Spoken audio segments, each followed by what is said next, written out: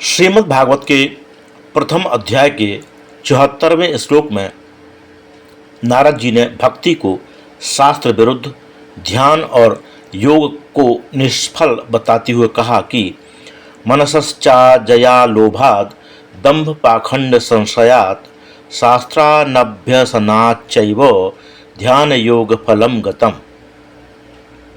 नारद जी ने कहा कि हे भक्ति, कलयुग के स्त्री पुरुषों को इन चार कारणों के कारण ही ध्यान और योग का भी कोई भी फल प्राप्त नहीं होता है।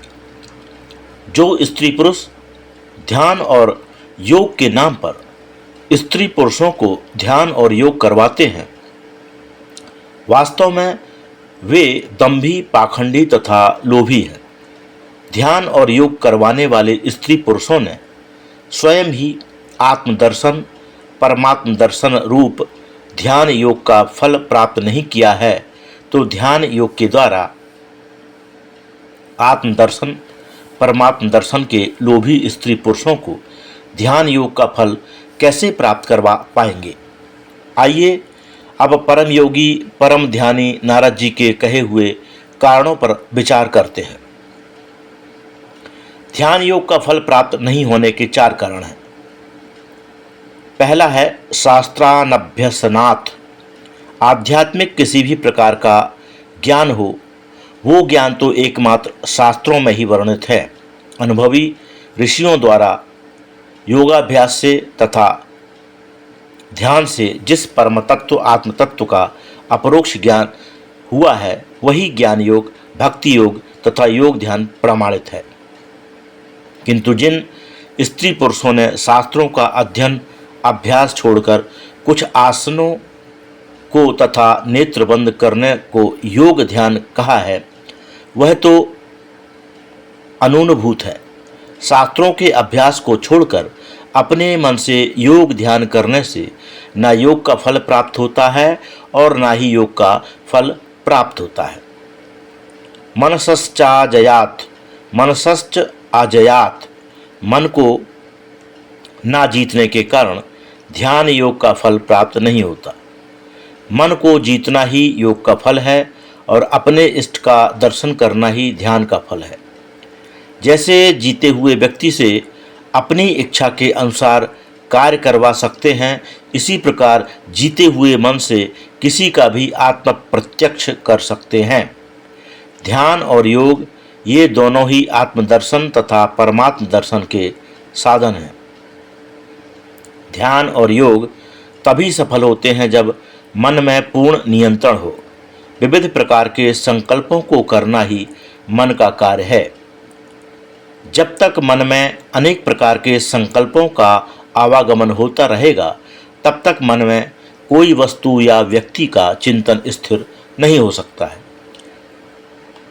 जैसे जल में रहने वाले मत्स्य निरंतर ही गतिशील रहते हैं, तो उनमें स्वरभेद कठिन होता है। इसी प्रकार चंचल संकल्पवान मन में ध्यान हो ही नहीं सकता। मन को स्थिर करने के लिए ही सर्वप्रथम यम, नियम, आसन, प्राणायाम, प्रत्याहार, धारणा का अभ्यास शारीरिक साधना है। जिन स्त्री पुरुषों में एक आसन में बैठने का अभ्यास नहीं किया है, किसी भी प्रकार के स्नान, भोजन आदि क्रियाओं के एक निश्चित समय का यम नियम का पालन नहीं किया, वे स्त्री पुरुष यदि नेत्र बंद करके कभी कभी बैठ भी जाते हैं और कहते हैं कि हम ध्यान करते हैं, हम योग करते हैं, तो वे झूठ बोल रहे हैं।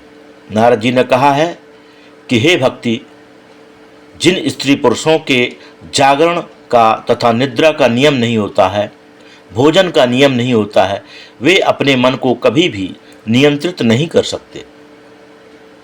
आत्मनियंत्रित मन ही ध्यान योग में साधन स्वरूप होता है। जिन स्त्री पुरुषों ने अपने मन को नियमों में सुदृढ़ नहीं किया, वे तीनों काल में भी ध्यान योग का फल प्राप्त नहीं कर सकते। तीसरा कारण है लोभात। जगत में प्रसिद्ध होकर एकमात्र धन, वैभव और यश एकत्रित करने के लिए किए गए योग ध्यान का कोई फल नहीं होता। जिनने योग शास्त्रों के अध्ययन के बिना मात्र व्यायाम ही क्रिया है तथा जिनका मन ही अनियंत्रित है वह तो विषय भोगी होगा। लोभी मन से योग ध्यान नहीं होते हैं। धन लोभी भोग लोभी मन तो विषय भोगी होगा। विषय भोगी कभी योगी ध्यानी नहीं होता है। दंभ पाखंड संशयात, दंभ और पाखंड का आश्रय लेकर अज्ञानी स्त्री पुरुषों से मात्र धन एकत्रित करने के कारण ही योग और ध्यान का फल प्राप्त नहीं होता है। ना तो आत्मदर्शन होता है, ना ही परमात्म दर्शन होता है। यही वास्तविकता है। बड़े भवनों में, एसी भवनों में, करोड़ों रुपये की गाड़ी में ना योग होता है और ना ही ध्यान होता है। ये तो एकमात्र दंभ पाखंड है। दंभी पाखंडी स्त्री पुरुषों को धन प्राप्ति तो होती है, किंतु समाज को ऐसे दंभी पाखंडी से कुछ आध्यात्मिक ज्ञान प्राप्त नहीं होता। ध्यान योग फलम गतम। नारद जी ने कहा कि हे भक्ति, मात्र समाज को आकर्षित करने के लिए गाए गए भक्ति गीतों से श्रद्धा, विश्वास, भक्ति की उत्पत्ति नहीं होती है और ना ही इनसे भगवान की प्राप्ति होती है। इसी प्रकार धन, ऐश्वर्य, भोग प्राप्त करने के उद्देश्य से किए गए ध्यान और योग दोनों का ही किसी भी प्रकार का फल प्राप्त नहीं होता है। वर्तमान में जो भी आध्यात्मिक गुरु प्रसिद्ध हैं, योग गुरु प्रसिद्ध हैं, वे तो योग और ध्यान का तथा आध्यात्मिक ज्ञान का चलता फिरता दंभ पाखंड स्वरूप हैं। आचार्य ब्रजपाल शुक्ल श्रीधाम वृंदावन के प्रवचनों से साभार।